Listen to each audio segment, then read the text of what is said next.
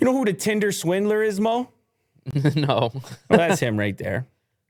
This is a show on Netflix. I feel like you're going to check it out. Guy like you. This is a show? Yeah, it's a show on Netflix. It's a documentary called Tinder Swindler. I guess it's a movie, documentary, whatever you want to call it. Okay. Tells the story of a con man, Simon Leviev, who tricked countless women out of millions through the popular dating app Tinder. The Netflix documentary was released in early February and featured interviews with multiple women who alleged they had been scammed out of hundreds of thousands of dollars by this guy. Whoa, how? It's kind of like the last story. It is very similar to the last story. He's into crypto. Is that what it is? Simple. No, I mean, there's a lot of ways to scam.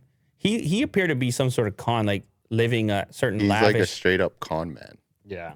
Straight up old fashioned. Very good at what he does, though. Oh, you've watched it. I've heard about it. All of my friends' circle, my circle of friends have watched it all. And they're like, yeah, this is the movie to watch. Oh, like, okay. Did you know Will had a friends circle? Yeah. A circle of friends. Join the circle. It could be used both ways, right? How does somebody get into your circle? No longer about the story anymore. No, I mean, just quickly speaking, how do we break into your circle? Is it possible at this point? You don't need to break in. No, is it possible at this point, or is the circle defined and that's it? There's only room for so many. No, it's always open. Always open. Friendly faces. I don't believe what he's saying right now. You got to be invited to the Game of Thrones party. What's the newest person in the circle, longevity-wise? Sisters, neighbors. What are we talking? Friends. Couple years or? Couple years? What do you mean? Like that they got introduced into the circle. Oh, that probably they like had a year their, or two ago. So that's when they had. Yeah, they're nice. That's when they had their circle ceremony. Mm-hmm. Yeah. And they watch an episode of Game of Thrones. Yeah. And look at Broncos. Little bit of fire as well. All march in a circle. Are they drumming too? Welcome to a circle. Is that me? Where lead to a circle. Limited space inside my circle. I have a low bar, I think. That's not nice. It's not nice to say to these people.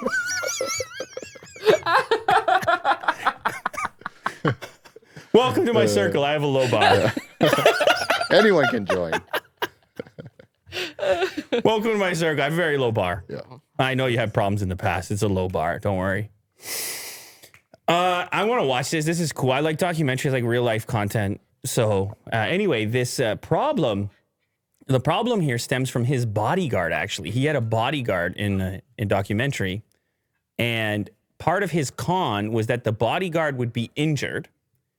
And he would show a picture of the injury of the bodyguard and say, I need some cash for this guy's medical bills. You got to like wire it or whatever. Mm-hmm. And a number of people did this. Now, the bodyguard is saying, I was never a part of this. The bodyguard comes out and says, you ruined my entire reputation. I can't get any work anymore. Yeah. Because I look like a scammer. Yeah. In the film, you didn't clear this with me, et cetera. So he's got a lawyer now, and he's demanding, I think, $5 million from Netflix. He's going at Netflix for 5 million euros, 5.67 million in compensation from the streaming service. And he wants Tinder Swindler taken down. Oh, really? He wants it completely taken down because it's got him laying in a ambulance, and it looks like he's a part of scam in the film, in the documentary. Now, he's obviously around this guy. Does he really not know anything that's going on? I don't know. That's the premise. That's what he's saying. In a letter obtained by TMZ, the bodyguard demanded that Netflix issue an apology and 3 million in compensation, that's euros, for the harm suffered, along with a further 2 million as compensation resulting from the inability to continue to practice the profession of a specialist in the protection of persons and property. The letter wrote that money should be paid within 7 days delivery of the letter. He's going heavy at them right now. And like I said, he wants the thing to be taken out. But you can see this guy, the swindler, he was putting on a whole facade, like in the private jet, with the patterns on the shirt and all that. Matching. You know what I mean? So this guy's like, hey, just shoot me 10 grand. I'm good for it. And you're like, oh, he's on a private jet. I'll give him shoot 10 grand. I don't know. Shoot me some Bitcoin. Shoot me.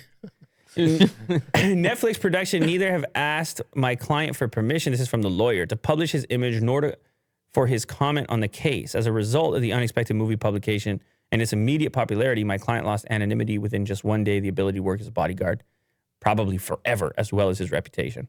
I don't know. That seems weird. How do you not ask? How do you not get permission? I don't know how publish? documentaries work. I don't know.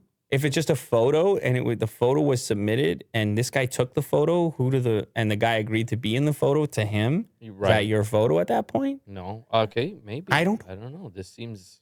It's like this case or the Disney case. I don't know which one's more complicated. Mm-hmm.